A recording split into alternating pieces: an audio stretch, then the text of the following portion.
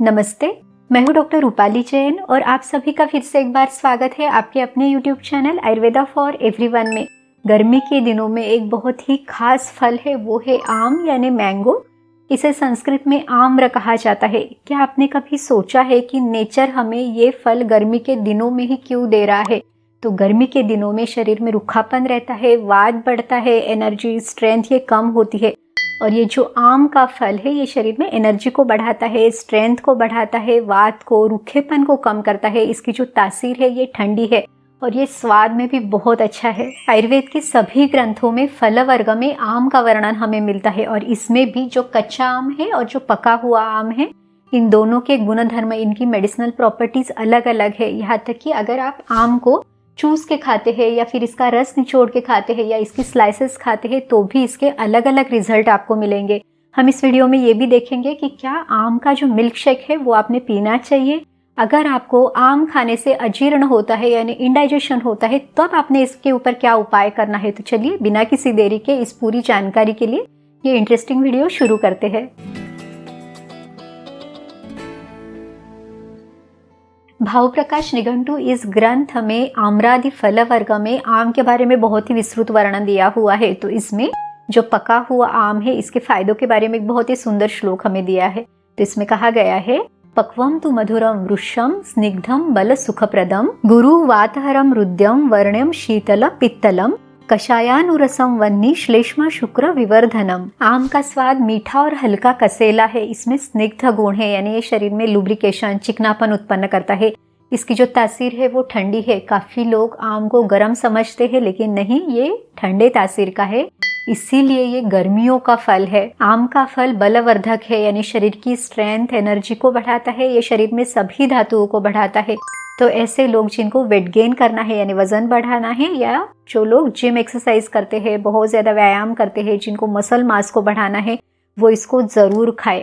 इसे सुखप्रदम भी कहा गया है यानी शरीर और मन इन दोनों को ये अच्छा लगता है, दोनों को ये संतुष्टि देता है। इसी के साथ ये वात को कम करता है। अब देखिए आयुर्वेद में सबसे ज्यादा बीमारियां वात के बढ़ने के कारण बताई हुई है, तो ये वात का शमन करता है। हृदय के लिए भी ये बहुत अच्छी औषधि है। तो अगर आपको पाल्पिटेशन ज्यादा होता है, हार्ट बीट ज्यादा लगती है, डर लगता है, तो इसको ये कम करेगा। हृदय के लिए ये नरिशिंग है यानी बहुत अच्छा ऐसा हार्ट टॉनिक है। तो आप लोग भी इसका सेवन जरूर करें।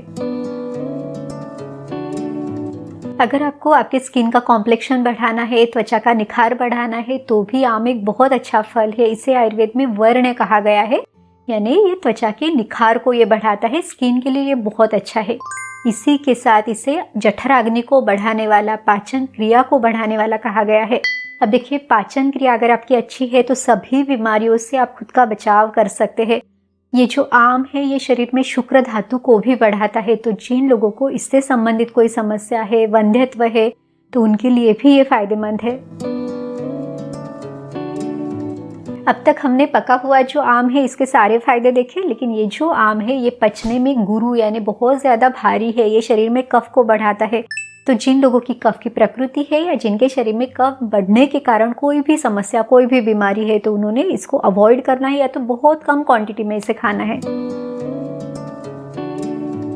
चलिए अब देखते हैं कि आम खाने का सबसे अच्छा तरीका क्या है। तो हमेशा देसी आम प्रिफर करें और इसमें भी इसको हाथों से इस तरह से अच्छे से इसको सॉफ्ट करके, इसके अंदर का जो रस है इसको गुठली से अलग करके फिर आपने चूस के इसे खाना है। जब आप चूस के इस आम को खाते हैं तो ये खाने का स्वाद बहुत अच्छे से बढ़ाता है, खाने की रुचि को बढ़ाता है। ये शरीर का बल बढ़ाता है, शरीर में शुक्र धातु को, वीर्य को बढ़ाता है, शरीर में वात पित्त इन दोषों का शमन करता है, उनको कम करता है। पचने के लिए ये बहुत हल्का है। इसी के साथ ये शरीर में ठंडक देता है। इसे सर कहा हुआ है यानी ये सारक है, मल को सरकाने का काम करता है। अगर आपको कॉन्स्टिपेशन, कब्ज है तो उसको भी ये दूर करेगा। अगर आप आम का रस ऐसे चूस के खाने की जगह पे इसका रस निचोड़ के अगर खाते हैं तो फिर ये शरीर में क्या करता है, तो इसे भी आयुर्वेद में सभी धातुओं को बढ़ाने वाला कहा हुआ है। ये भी शरीर का बल, शरीर की स्ट्रेंथ को बढ़ाता है। ये भी हृदय के लिए अच्छा है, ये भी सारक है, लेकिन ये पचने के लिए भारी है और ये शरीर में कफ को ज्यादा बढ़ाता है। अगर आप आम को काट कर इसकी स्लाइसेस बनाते हैं तो इसको पचाने में भी समय लगता है। इस तरह से ये दोनों चीजें भारी है और जब आप इसे चूस के खाते हैं तब वो आपके सिस्टम के लिए पचाना बहुत ईजी हो जाता है, तो हमेशा इसे प्रिफर करें। अब देखते हैं कि आम का जो मिल्क शेक है यानी जो मैंगो शेक है, क्या इसका सेवन हमने करना चाहिए। अब देखिए, आयुर्वेद के अनुसार दूध और फल ये विरुद्ध आहार है, यानी ये इनकॉम्पेटिबल फूड है, लेकिन आप आम के साथ दूध का प्रयोग कर सकते हैं।